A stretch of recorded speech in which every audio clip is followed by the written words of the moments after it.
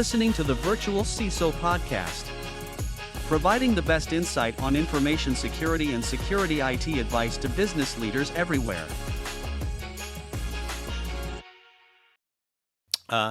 Hey there, and welcome to yet another episode of the Virtual CISO Podcast. With you, as always, your host, John Very, and with me today, David Monnier. I think I got that right, which sounds to me like a French surname.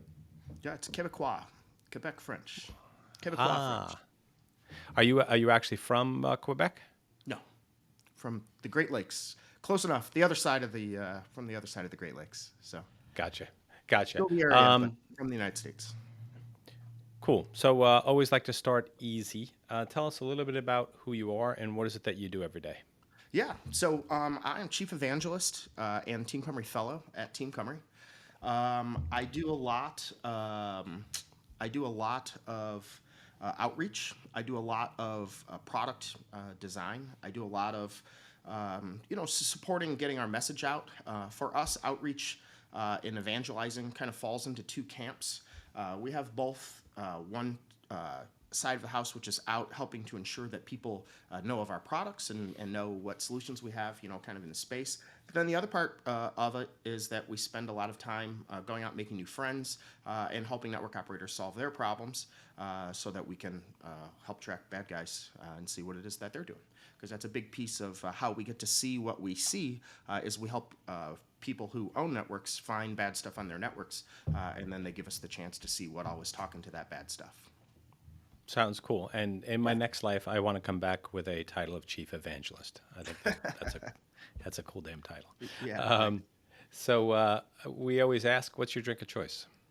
Let's see. So these days I've been drinking rum, and probably my favorite rum right now is a rum made by a French company. They're called Plantation.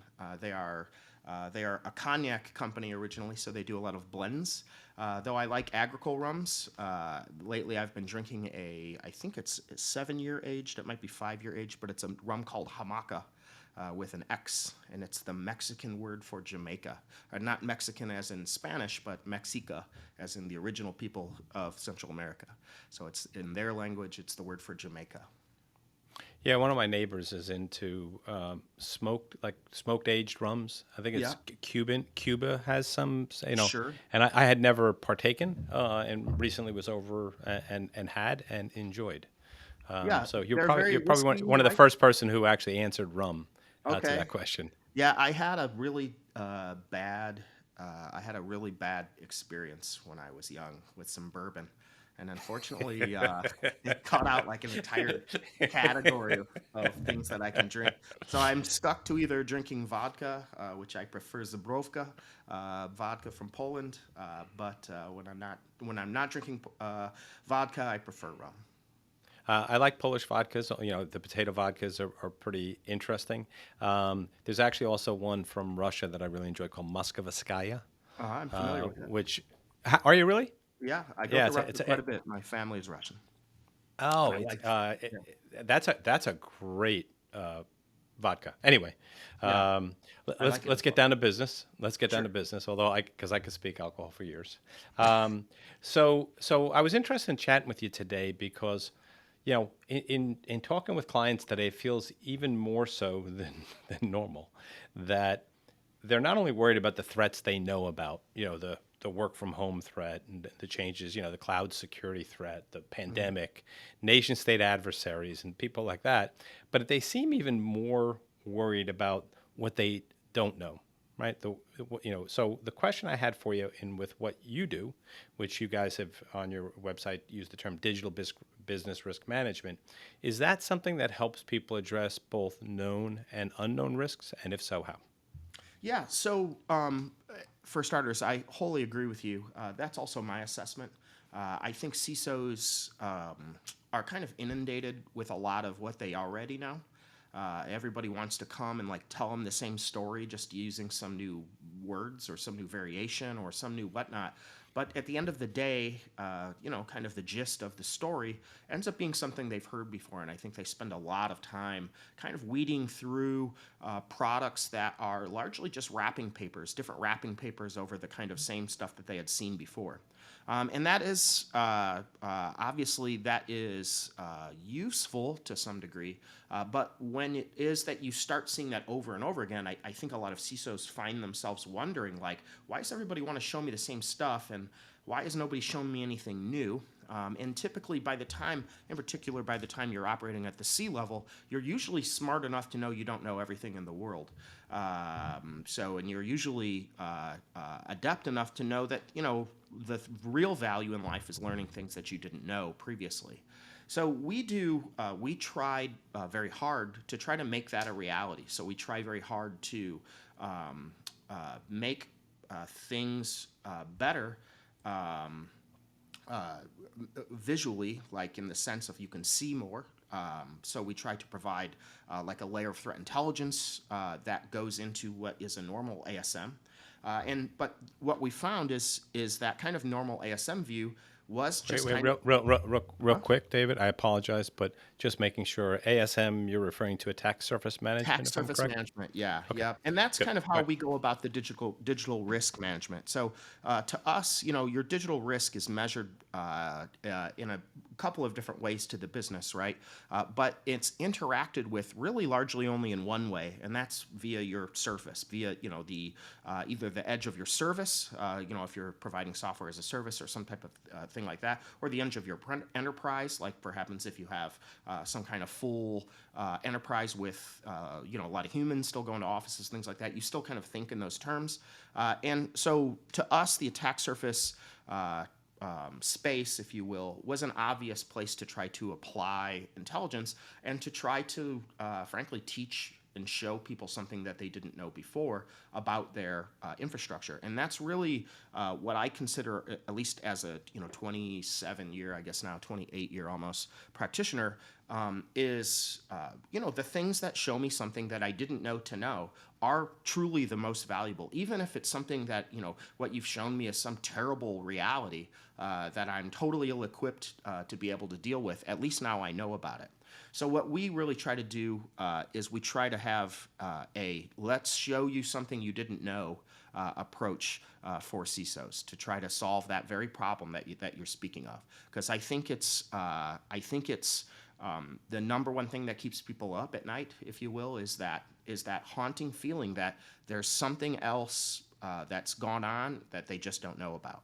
And I think it's a natural response. But that is, to answer your question, yeah, that is exactly how our solution aims to help CISOs. Gotcha. Now you use the term attack surface management. You also use the term assets. Are we talking about, like, when you talk about assets, are we talking about information assets, infrastructure assets, all of the above, people assets, physical buildings? Talk to me what you mean by asset. And what is attack surface management in those contexts? Sure.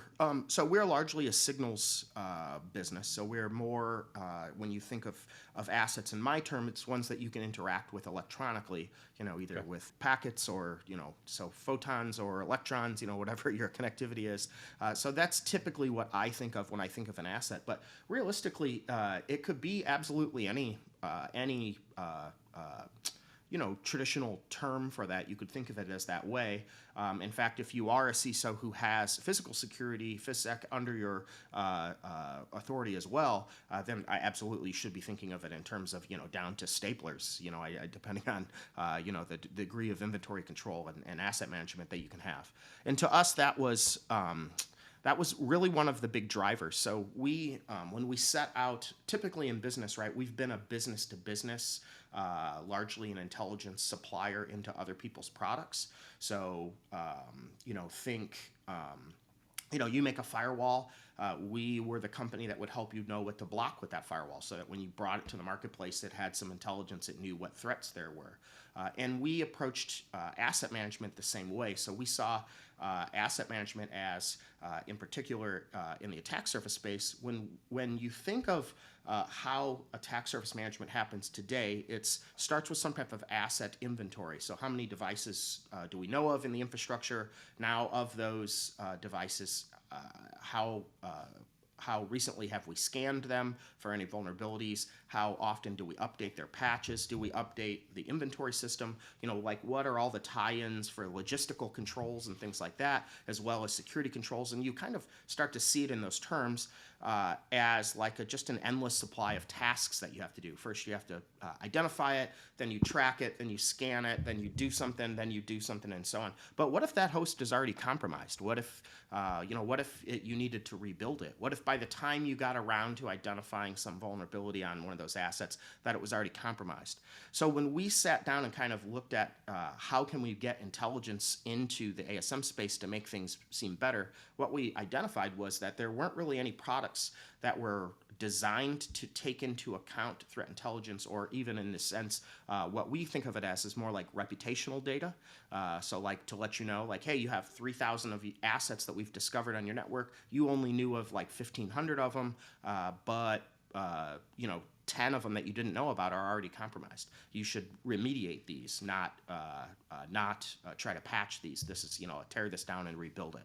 So we really worked very hard to try to fill in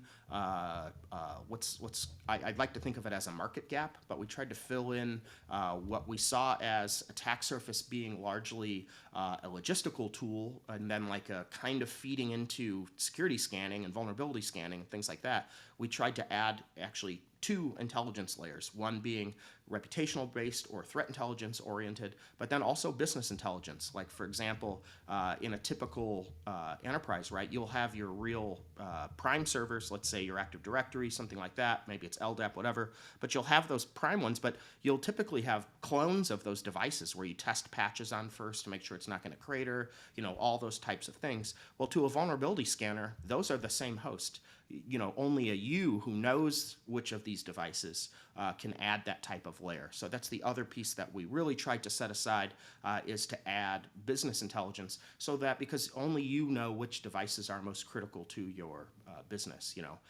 So we try to add that layer as well. And sorry if I'm all over the place, but no, it's easy to get all over the place when you're talking about something that's relatively encompassing, like what you're talking about. Right. So let me see if I understand this. So it sounds to me like you're looking at communications that are occurring, to and from assets of relevance to me.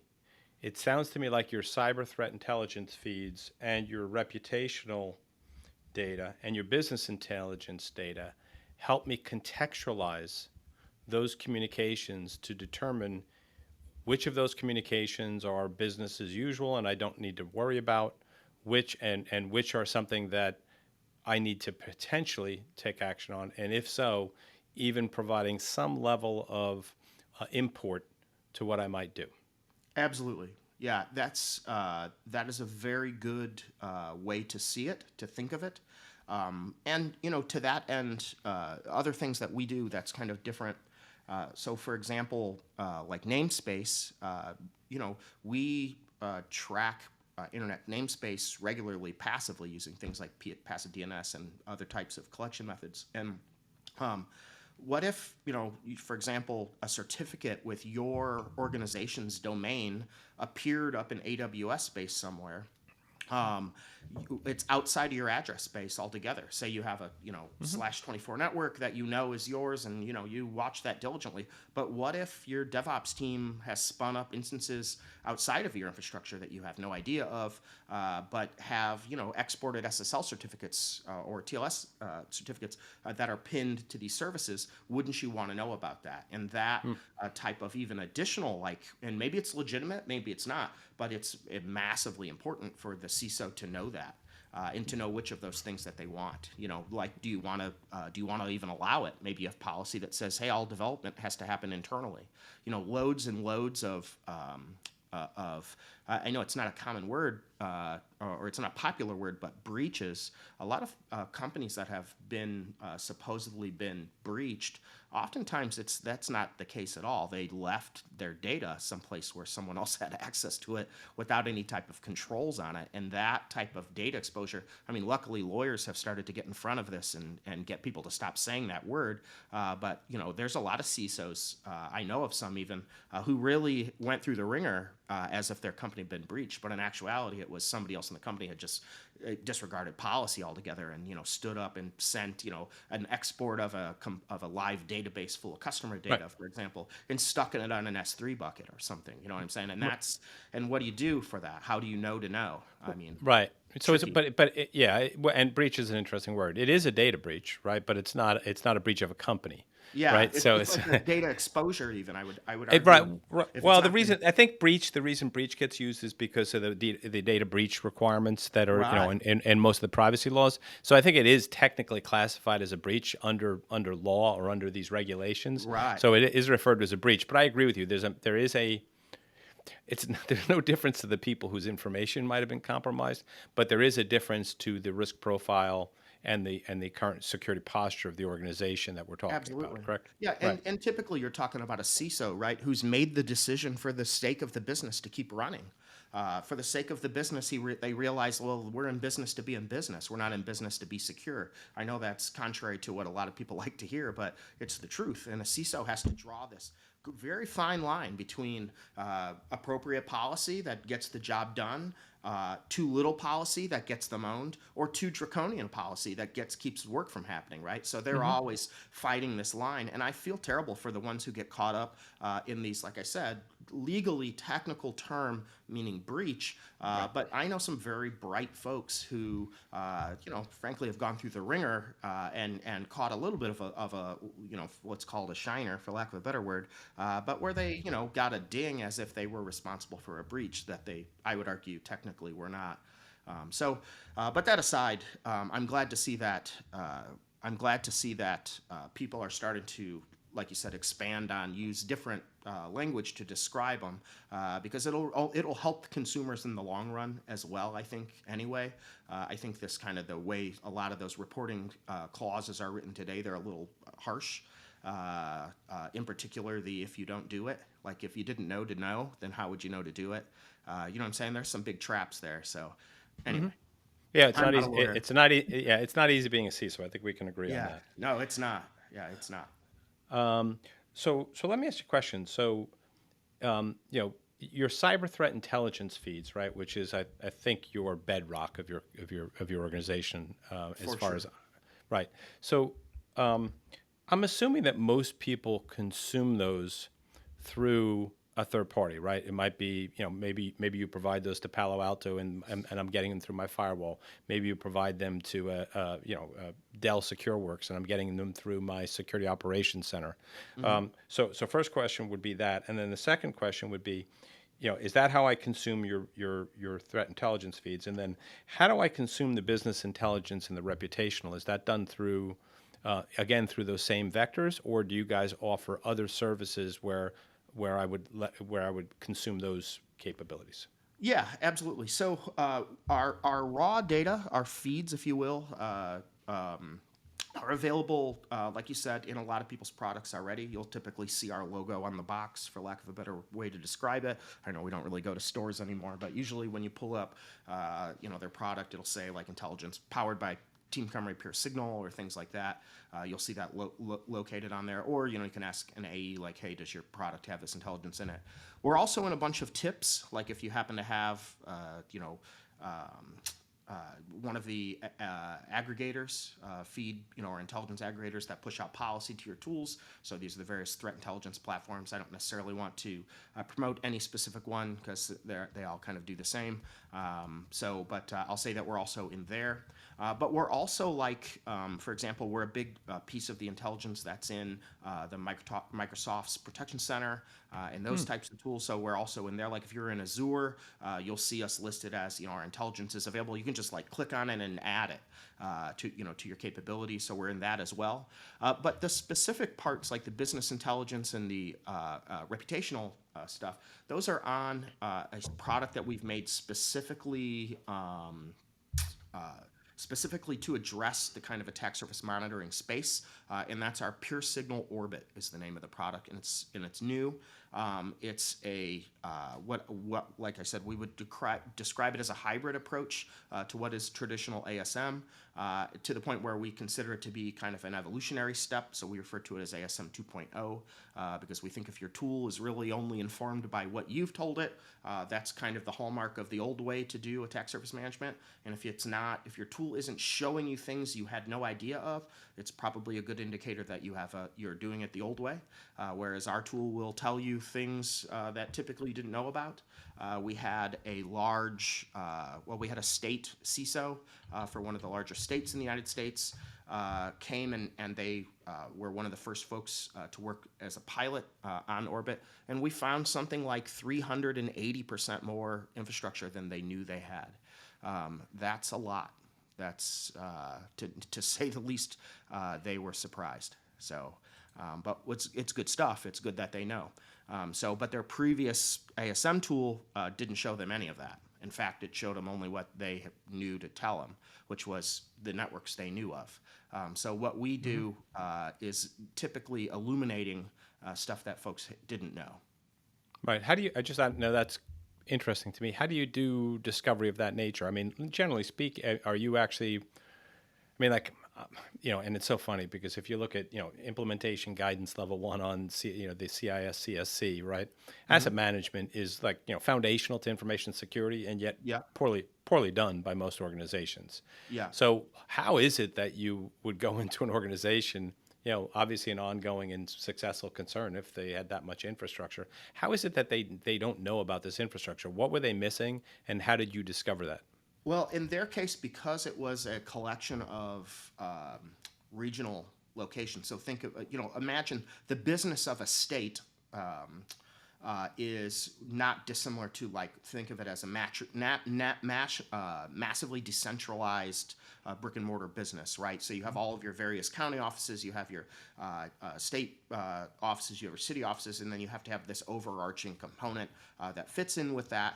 And what ends up happening is there's a lot of individual fragmentation because one office is doing business one way, another office doing business another way, and most of their interactions are determined by previously agreed upon specifications, right? Those are typically in the form of governmental forms, right? As long as the form is filled out in a certain way, after that, typically the execution phase of the business of the state is determined by the local office. Like the state gives out the guidance for a result, but they don't typically give out the guidance for a process to arrive at that result. And so what we see is, figure 100+ years of state business that has gone through all of the technological changes a long time. And what happened was this state just frankly didn't keep up with their tracking of what their devices and what these things were.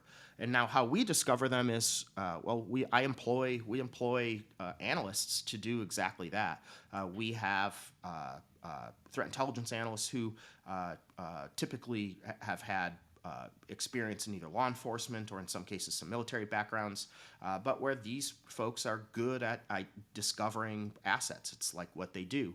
So just as bad guys can determine who owns what devices on the internet, good guys can use very similar methodologies and come to very similar outcomes. And in our case, that's what we do. So when we onboard someone, typically what happens is we will say, okay, tell us what you do know. And we'll get, their IP space, we'll get their namespace. Maybe they have a /24. Maybe they're a huge network and they have a /16 network, and then maybe they have 200 .com domains and 20 .org domains, and just the whole mix of what they do know. And then usually that's all that we take from them to start, and then we go and do a discovery, and then we come back and say, a week or two later, where we've had a human being curate the starting point and say, Gotcha. here's all these things. How much of this did you not know of? And like I said, in this case, I would like to believe it's going to be a one crazy outlier story, that we're just getting started with this. But I mean, personally, I was a little surprised. I mean, people say, government work, people make fun of that. People say, oh, people who can do and people who can't, whatever, teach, and people can't teach, go for the work of the government or whatever. I know people like to make those jokes, but 300%, 380 something percent increase in assets, that's a whole bunch of citizens of that state who were maybe lucky to not have something bad happen to them. And this CISO was thrilled to find out that, oh man, I'm really glad to discover this, that we had all these other things, because I had no idea and I would have never known to know. Gotcha. So it turned out to be really good. And like I said, I hope that doesn't turn out to be like every time we go and sit down with somebody, that they're hundreds of percent of discovery. But this one so far, like I said, we've just been getting started. So we're still in the first year of the product, of it being launched. So we're still discovering these stories. But so far, that's been the big one. Gotcha. And then in terms of these assets that you're discovering, are they always in the realm of what I'm going to refer as corporate-owned, corporate-controlled assets, or does it include so as an example, if like someone like us, we're in Microsoft Dynamics, like Microsoft's environment, will you be identifying that as well? Will you be identifying our Salesforce instances? And so, yes, give me that idea of how much you're actually discovering there. Yeah. So for those kind of let's call those embedded capabilities. Like you have a capability, your capability is embedded in Salesforce, right? And their software is operating there. But how you find that embedded service in there is you typically, like, most Salesforce accounts, when you sign up there, they give you a unique URI that points you to there. Well, much of that URI is exposed via typical DNS namespace. And that is typically passively observable, and you can also there's a bunch of different ways to enumerate assets. You can look up IP addresses and get PTR addresses. You can look for passive instances of where people have looked up domains related to it, or host names related to your domain, things like that. And that's how we do a lot of that discovery. Is we have access to being able to see namespace and things like that, both from crawling it as well as just passive collection. Gotcha. And do you have any, if I've got IoT devices on my network that are talking outbound, do you have any visibility into those? Because, identifying IoT devices in environments can be a challenge for a lot of orgs. Yeah, it is very tricky. So out of the box, we may see some. It depends on specifically what protocols are being used and things like that. Typically, we have fairly decent IP traffic visibility. But if you, for like a partner who has, like say they have significant IoT assets and say that they're aware of that, often what we do is we try to work with them in tandem to actually get some visibility from the partner. So that's our long-term goal is, and by long I'm talking within the next year or so is our objective, but is where Orbit becomes a tool that your devices are informing, and it's informing your devices. So, like for example, you might have a WAF, or you may have a VPN, or you may have various things that produce signal elements that show like, hey, this is talking to this, or you may have routers that produce NetFlow. You may have switches that produce session data. I mean, there's a lot of other footholds, right, where you can start to understand what's happening on your network. And the idea is that Orbit will become an orchestration point for that, so that you can get the policy visualized in Orbit, can show you this is what's bad's happening off your network. This is what you have on your network that might be impacted next by this. Right click to maybe start dropping those packets at your gateway or something like that. I was just going to ask you. So, is Orbit in its default configuration is it leveraging the threat intelligence? So let's say it sits on my firewall. So in theory, if you'd have, and it might be just a capability that you haven't built yet, but in theory you should be able to characterize periodic communication out to a specific IP from a particular host, and begin to signature that out to understand that might be a video camera, that might be an AWS, Alexa device, things of that nature. Correct? Exactly. What you're describing is exactly that's the plan. That's the plan. Okay, good. Yeah, it makes complete sense. The one thing which was very intriguing to me, right? So there's a lot of talk right now about supply chain risk management. There's a focus in the government. We're talking about that type of flow down. And one of the things that I noted that you guys talked about doing was to actually help monitor the supply chain. Is that just a matter? So the question I would have is that how much involvement do I need from my downstream supply chain vendors to do that? Do I need them to give me the blocks of IPs and things they own, or can I do that just through like a domain name and still end up with a pretty fair amount of information about what's going on in there? And then not only does that tie into your business intelligence stuff, but can I also leverage that from a reputational perspective as well? Yes. So the short answer to your question is yes, in that preferred order that you've just listed, actually. Ideally, you knowing as much about them as possible is great, but it's not necessary. Like I said, that's what we do. So we sit down and help the people identify those things. We actually have two different supply chain components. One is Orbit, where you can have kind of a daily, if you will, approach to helping people manage their network. So if they're downstream from you, they tell you, hey, these are our IPs, these are our networks, and you just can continuously be part of their posture. Or we also have our Pure Signal Recon product, which is slightly different, but allows you to do like ad hoc views, so you don't have to license continuous monitoring of your supply chain, right? You can just license Recon and use it to look at your supply chain as needed, as opposed to getting continuous reports. Because some people's supply chains. I mean, imagine the supply chain of, say, Kmart. Imagine Kmart's supply chain. There's got to be a million suppliers to them. Something like that. So it wouldn't be realistic to do some type of ASM monitoring for a supply chain that big, but we certainly could use Recon, our other tool, to do ad hoc checks of something like that. But yeah, ideally, a partner can tell us something about their supply chain, but if they can't, we sit down and work through it with them. That's like I said, it's probably one of our bigger differentiators that we identified, was how people get started with understanding how attack surface management works. A lot of people just get handed the keys and get told, type in your information and go. Well, I mean, you could have done that with just Nessus. I mean, why would you have all these other tools, when you could have just done that yourself with something open source and very inexpensive? But it's not the way, it's not the most thorough way to do it. So what we do, like I said, is we sit down with a human being, a human analyst, who tries to draw some of these conclusions. We have a bunch of automations that feed that process, but the end process is determined by a human being. Says, yeah, this is us, or no, this isn't us.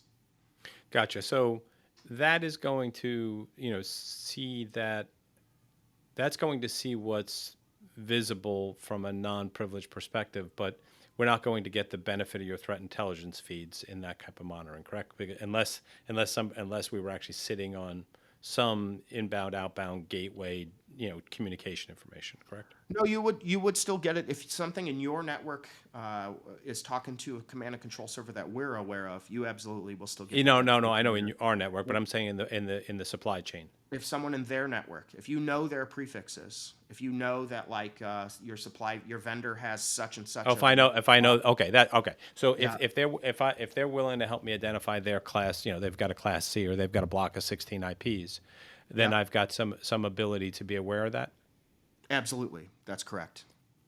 That's interesting. So Orbit as like an alerting tool. It would be like here's a daily review of the IPs that you've asked us to look at. Or in the case of Recon, it's you run through and we'll show you if in the last 90 days or so if any of these hosts have been identified as being likely compromised. That's interesting. So that kind of implies that you've got, and that's what you said. You were working with network operators, so you have visibility into traffic flows that would allow you to control servers. Yeah. Yeah. So Okay. once we identify, so to give you an idea of the process, right? So we detonate 500, 700,000 pieces of malware every day. We detonate that stuff and observe it. It's at the time of detonation. We identify its signaling behaviors, both lookups as well as reach outs and things like that.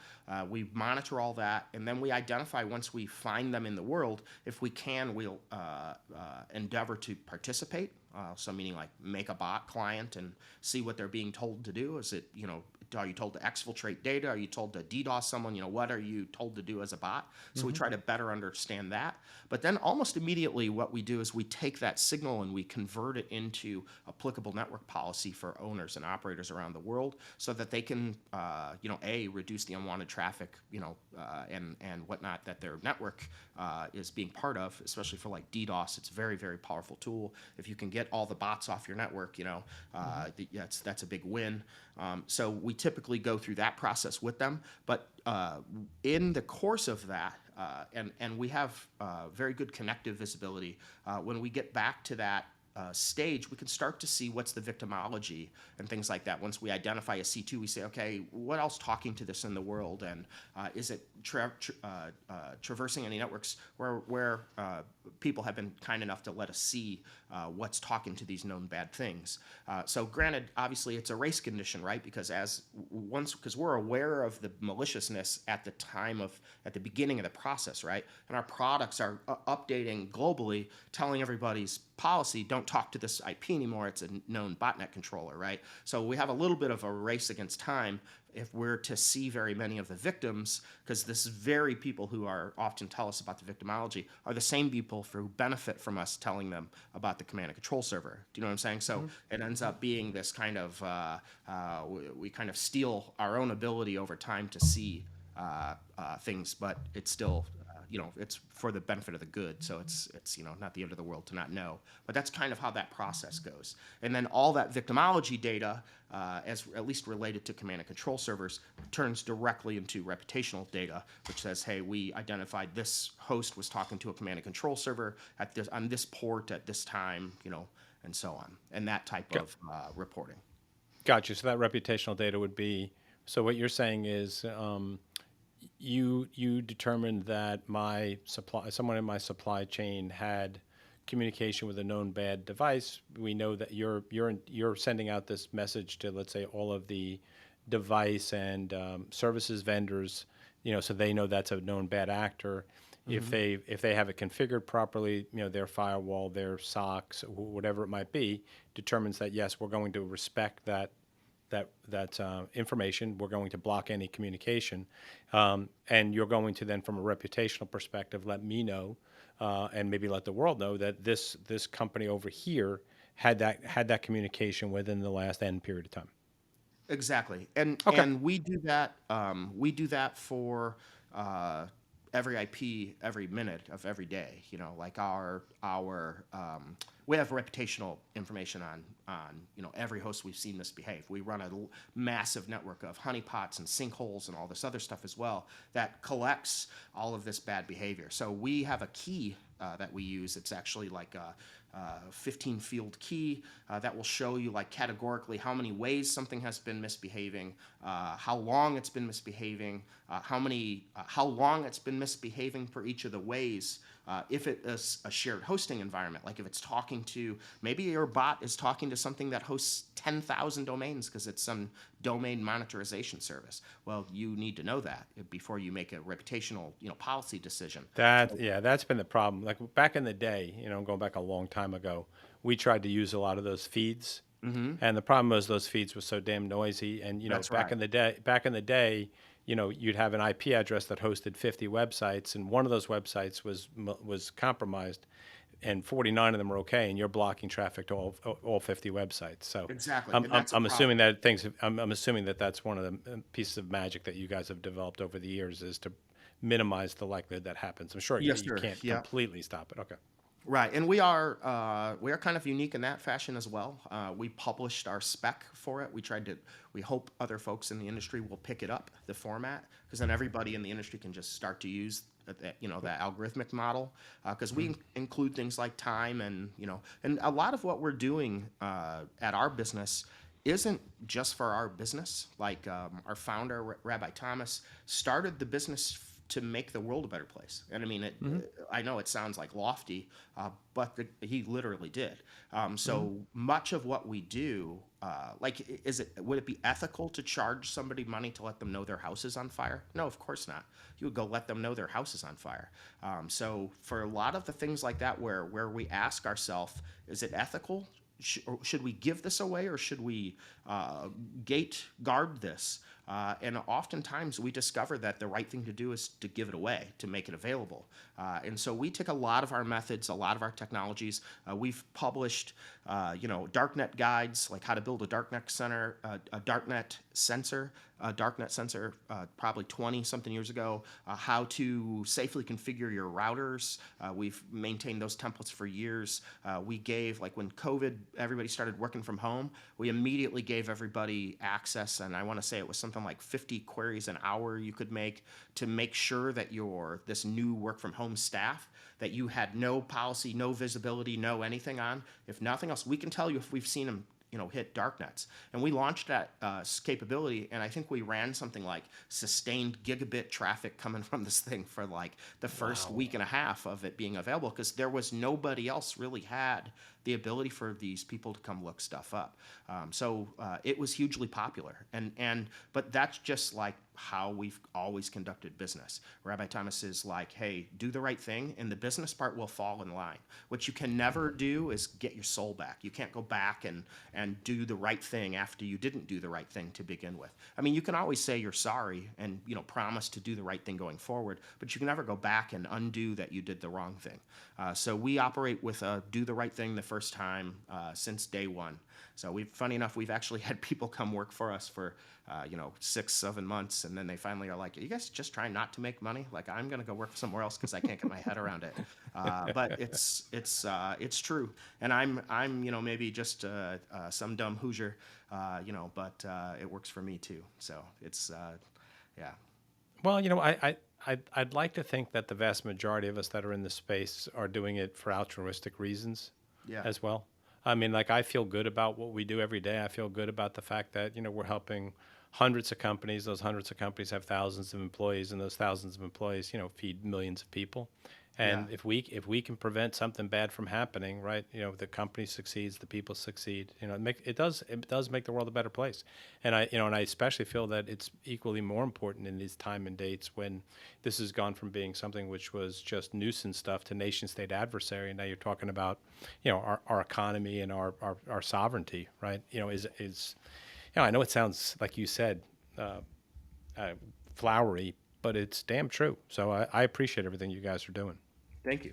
Yeah, thank you. We beat this up pretty good. I had one last question actually before we close. Cool stuff. Is it targeted to global 2000s? Is it targeted to SMBs? I mean, who is a target for your products? Right now, median and up is our overall target space, depending on the product itself. Orbit is definitely a mid-market tool, is definitely appropriate for medium-sized businesses. We hope to get it worked out to where small businesses can just plug right in and go. But we still do have this, like I described, it's a fairly extensive learning project, that happens at the beginning of it. So for right now, we're kind of scaling it to, medium and up. But our Recon product is fully mature, but it tends to need a more mature team. I've given quite a few talks on the evolution of our hunting model, based around a methodology we refer to as threat reconnaissance. You'll see, if you Google those words, you could see it some of my talks, I believe, are still available online. But that method, that kind of deeper analytical effort does tend to require like a more mature team. So, think a team that has a threat hunter like actually on the team.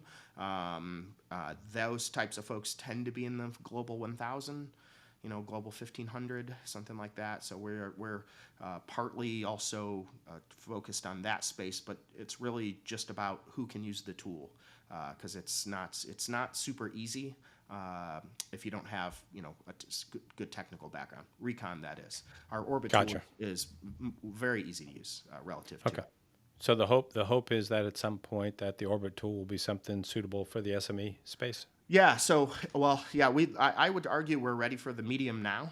We're just not quite to the small stage. And but what we're focusing on is kind of lowering that curve at the beginning of the process, that analytical discovery effort, and trying to make better use of some other machine learning methodologies, because it turns out there is a kind of a rhythm to the madness that is the internet.